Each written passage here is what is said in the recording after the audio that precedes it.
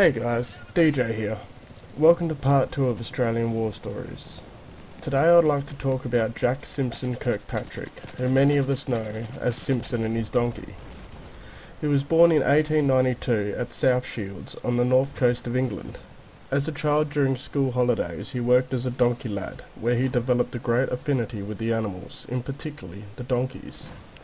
At 16 he volunteered to train as a gunner in the Territorial Force, later known as the British Army Reserves, and in 1909, at the age of 17, he joined the British Merchant Navy.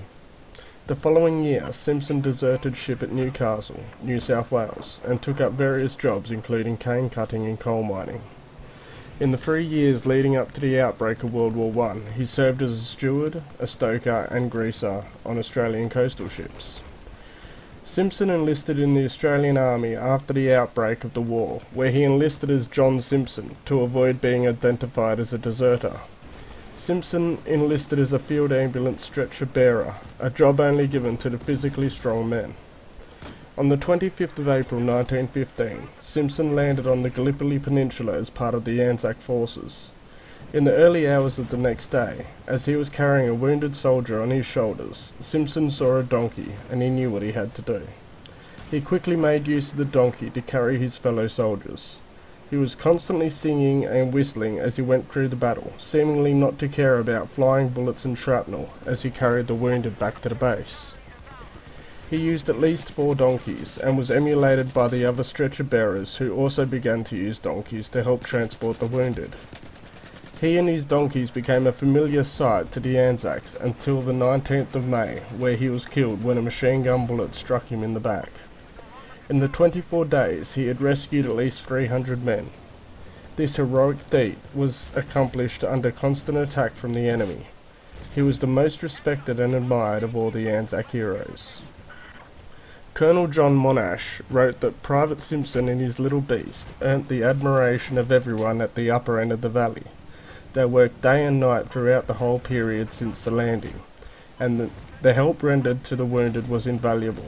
Simpson knew no fear and moved unconcernedly amid shrapnel and rifle fire, steadily carrying out his self-imposed task day by day, and he frequently earned the applause of the personnel for his many fearless rescues of wounded men from areas subject to rifle and shrapnel fire.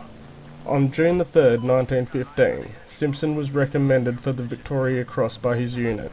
He was also recommended for the highest military honours by Colonel, later General Sir John Monash, Australia's greatest commander in the First World War. Monash was the commander of the 4th Brigade, under which served Simpson, and was an eyewitness to the heroic actions of Simpson and sent in a lengthy submission to the divisional headquarters on May 20th. Unfortunately, due to the faulty instructions in preparing Simpson's citation, he was recommended under the wrong category of heroism, and consequently his VC request was denied. Although there were numerous attempts to grant Simpson a Victoria Cross, all have been denied.